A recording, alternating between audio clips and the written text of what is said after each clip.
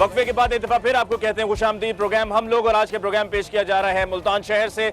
मुस्तफ़ा कमाल साहब हमारे साथ कराची में है मौजूद और यहाँ पर अहले मुल्तान के सवालात हैं और उनके जवाबात हैं।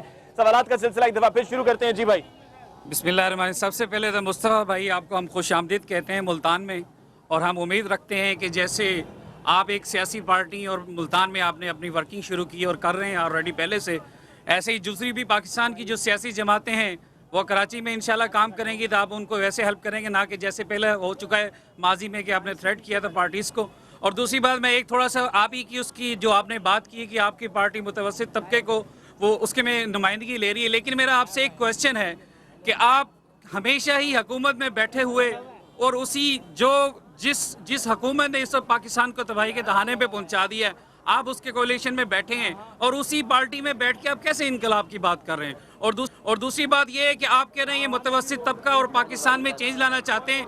अगर ये यहाँ वाले ये समा वाले अब थोड़ा सा कैमरा घुमाएंगे, फुटपाथ पे देख लें कि आज तक मैंने ज़िंदगी में अपनी होश में ये फुटपाथ पे आप देख लेंगे एक बड़ा दस्तरखान लगा हुआ है जहाँ बेचारे भूखे लाइन में बैठे हैं जिनको खाने को मिल नहीं रहा है, लेकिन पूरे शहर में आप कह रहे हैं कि हम नुमाइंदगी करना चाह रहे हैं। पूरे शहर में आपके ये बोर्ड लगे हुए हैं, लाखों करोड़ों रुपया लगा रहे हैं, लेकिन ये क्या यही अब नुमाइंदगी का तरीका है? मेरा ख्याल पाकिस्तान की जो ये 12 लाख यूथ है, ये पाकिस्तान की 18 लाख आवाम है, वो इस निज़ाम से अब बहुत तरह समझ चुके हैं। जी मुस्तफ़ा कमाल साहब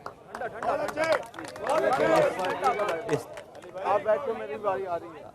अब ये एक बहुत अच्छी तकरीर के जवाब में एक और तकरीर करूं मैं, मुझे तो सवाल समझ में नहीं आया कि इसमें सवाल कहाँ था, इसलिए कहनी भाई मैं कोशिश करता हूँ सवाल निकालने की कोशिश करता हूँ मुख्तसरन, क्योंकि हम चाह रहे थे कि ज्यादा लोगों को यहाँ पे मौका भी मिले। नहीं भाई मुख्तसरन आप जो है वो अगर कोई आप पूरी तकरीर करके उसमें 10 सवाल डालेंगे तो मुझे आप बता दें मैं इसमें से किस सवाल का जवाब दूं, पहले ही बता दीजिए। सबसे पहले कोalition का जवाब दें, कोalition का जवाब दे दीजिए। आप उसी पार्टी में बैठे और कैसे इनकलाब ला सकते हैं। चले अच्छा जी, मुत्तहदा कौमी मूवमेंट हम उस पार्टी में नहीं बैठे हुए हैं मेरे भाई, हम इसी गवर्नमेंट में हम कम से कम 4 दफा हुकूमत से तो बाहर निकले, किसी में तो इतनी भी जरूरत नहीं। नंबर 1। नंबर 2 ये हम उस पार्टी में नहीं बैठे हुए। मुत्तहदा कौमी मूवमेंट ने आज तक 1987 से लेकर 2008 तक एक भी इंतखाब किसी पार्टी से मिलकर नहीं लड़ा। हम अपने मंशूर में अपने प्रोग्राम को लेकर जाकर लोगों के पास जाते हैं और लोग हमें हमारे मंशूर पे हमें वोट देते हैं। चूंकि हमारे पास इतनी अक्सरियत नहीं होती है कि हम हुकूमत बना सकें या लोगों उस मंशूर के ऊपर जो है वो अकेले अमल कर सकें, हम एक छोटी पार्टी होने के नाते हमारे पास पाकिस्तान की बड़ी पार्टी मैंडेट ली हुई ये पार्टियां हमारे पास आती हैं और हमें कोलिशन बनाने की हमारी सपोर्ट मांगती हैं। हम सपोर्ट मांगते हैं। आज तक एक दफा भी हम इख्तदार में नहीं रहे। माइंड यू, इख्तदार उस दिन आप हमें कहिएगा जिस दिन हमारा वजीर आजम हो, इख्तदार उस दिन कहिएगा जिस दिन हमारा वजीर आला हो। ये जो चीफ एग्जीक्यूटिव होता है वो सूबे का वो वजीर आला होता है, जो चीफ एग्जीक्यूटिव होता है मुल्क का वो वजीर आजम पाकिस्तान होता है। अगले सवाल की तरफ जाना चाहेंगे। लोग यहाँ पर बेतहाशा आपसे सवाल पूछना चाह रहे हैं, क्विकली छोटा मुख्तसर सवाल। आप देखिए मुझे अगर आप जो है वो अगर आप 10-10 सवाल मुझसे करेंगे तो एक सांस में, तो मुझे काइंडली अलाउ करें कि मैं सारी बातों को अपने भाइयों को जवाब दे सकूं ताकि बात जो है वो क्लियर हो सके। सवालात आ जाएंगे और मगर मुझे आप भले आप 2 सवाल करेंगे क्योंकि वक्त बहुत कम है, इसलिए कि जी भाई आपके और यहाँ पे एक पंजाबी की मिसाल आती है कि खान नू कट्ठे ते लड़न नू वखरो वखरे, कब खाने के लिए उनसे इकट्ठे हो जाते हैं और जब वक्त इलेक्शन का मामला आता है आपके सवाल अच्छा सवाल मैं ये पूछना चाहता हूँ जी, आप अभी आपने पब्लिक को 2 दफा बेवकूफ़ कहा। सिलसिला ये है कि बेवकूफ़ आप हमें समझ रहे हैं। मीडिया के इंतहाई सीनियर कई दफा बात हुई।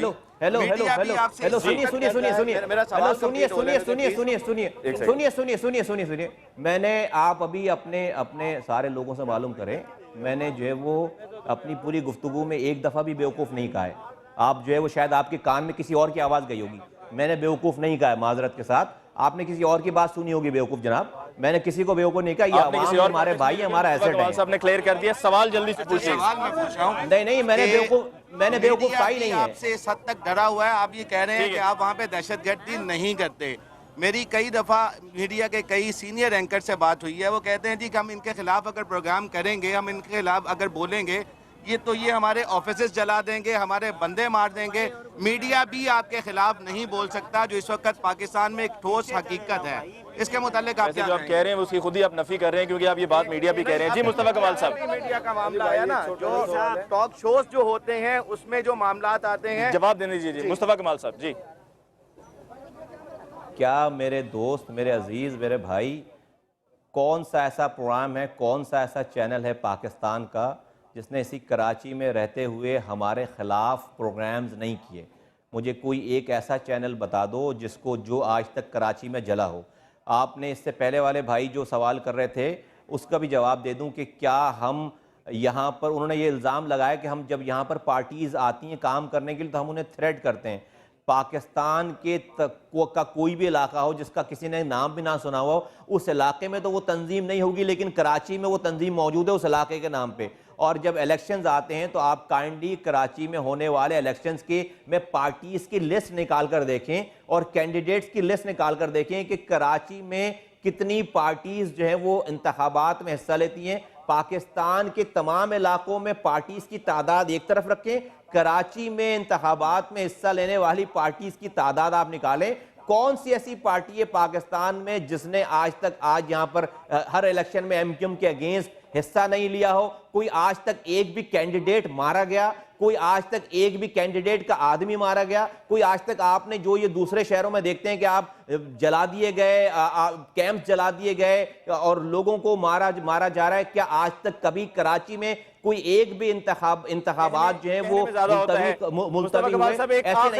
ऐसे नहीं है। और मीडिया जितना तनकीद हम पर करता है, आप भी बात कर रहे हैं, मेरा ये ख्याल है कि सब चीजें परसेप्शन है। को खुशामदीद कहूँगा, लेकिन साथ ही मेरा उनकी क़यादत से ये एक सवाल है कि इन हालात के तनाजुर में, जबकि मेमो गेट जैसे स्कैंडल, आर्मी और इस्टेब्लिशमेंट के जो मामला चल रहे हैं, इन हालात में इस दिफाए पाकिस्तान जलसे को आप किस तरह जस्टिफाई करेंगे? इस मौके पे मुस्तफा कमाल साहब, आप कैसे जस्टिफाई करेंगे इस मौके पे आपका जो जलसा होने जा रहा है दिफाए पाकिस्तान?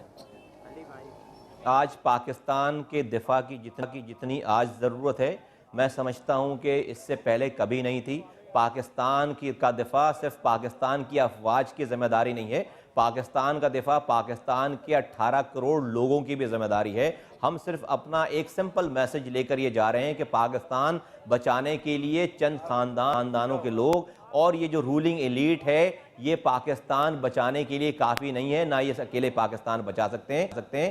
पाकिस्तान अगर बचेगा तो मुल्क के 98% गरीब, मजलूम, मिडिल क्लास लोगों के इज्तिमा से पाकिस्तान बचेगा, उनके एक प्लेटफॉर्म में आने से पाकिस्तान बचेगा। और जब तक वो असेंबलियों में नहीं पहुंचेंगे मुंतखब होकर, एक आम आदमी, गरीब आदमी असेंबलियों में नहीं पहुंचेगा मुंतखब होकर, जब तक पाकिस्तान को जो है वो बचाया नहीं जा सकता। ये कॉन्सेप्ट है। और इस पाकिस्तान को अगर दिफा होना है तो पाकिस्तान के middle class, lower middle class लोगों ने इसका करना है। और मैं समझता हूं कि आज से ज्यादा जरूरत इस दिफा पाकिस्तान रैली की कभी और नहीं थी।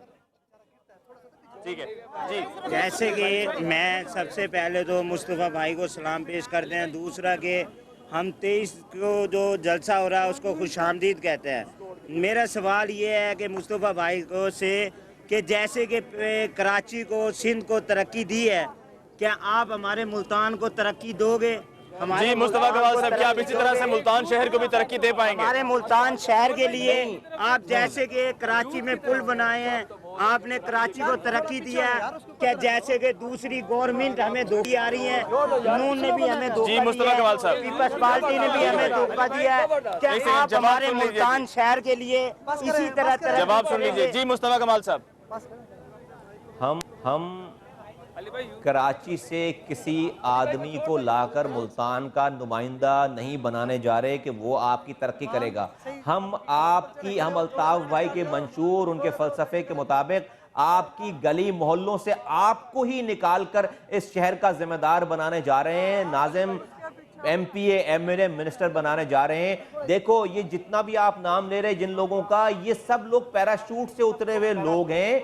आपके दरमियान से क़यादत, जब तक आपके मोहल्ले में रहने वाला बंदा इस शहर का जिम्मेदार नहीं बनेगा, इस शहर का रखवाला नहीं बनेगा, कोई भी कहीं से आकर इस शहर को तरक्की नहीं दे सकता, इसलिए कि जब तक उसके बच्चे यहां नहीं रह रहे होंगे, जब तक उसके बच्चे उसी मसाइल से नहीं गुजर रहे होंगे, उसके घर वाले नहीं गुजर रहे होंगे उन्हीं मसाइल से जिनके मसाइल से आवाम आप लोग गुजर रहे हो, वो आदमी ही तरक्की दे सकता है। और इसका एक मॉडल एमक्यूएम ने पेश किया। कराची हैदराबाद की तरक्की की जो आप मिसाल दे रहे हैं, हम लोग इन्हीं मिडिल क्लास फैमिली से ताल्लुक रखने वाले लोग हैं। हम लंदन अमेरिका से आकर यहां पर सियासत नहीं कर रहे, हम डिफेंस क्लिफ्टन में हजारों गज के बंगलों में रहने वाले लोग नहीं है, ना हम जागीरदार वडेरों के बेटे हमारे हैं। पास वक्त बहुत कम है, वरना यकीनन यहाँ पर बहुत बड़ी तादाद में लोग अभी भी मौजूद हैं जो आपसे सवाल पूछना चाह रहे हैं, लेकिन अनफॉर्चुनेटली ये मुमकिन नहीं होगा क्योंकि आज के प्रोग्राम का वक्त यहीं तक था। मैं आपकी तरफ से एक जुमला कहना चाहता हूँ। मैं आपकी खिदमत में नाज़रीन फिर हाजिर होंगे अगले जुमे, तब तक के लिए मुझे इसको दीजिए इजाजत। और जाते जाते हमारा फेसबुक पेज है उसको जरूर विजिट कीजिएगा, अपनी आरा से हमें जरूर आगाह कीजिए, अपना ईमेल भी हमें आप आगाह कीजिएगा ईमेल भेज के। मुझे मुमताज को दीजिए इजाजत, अल्लाह ने के बाद।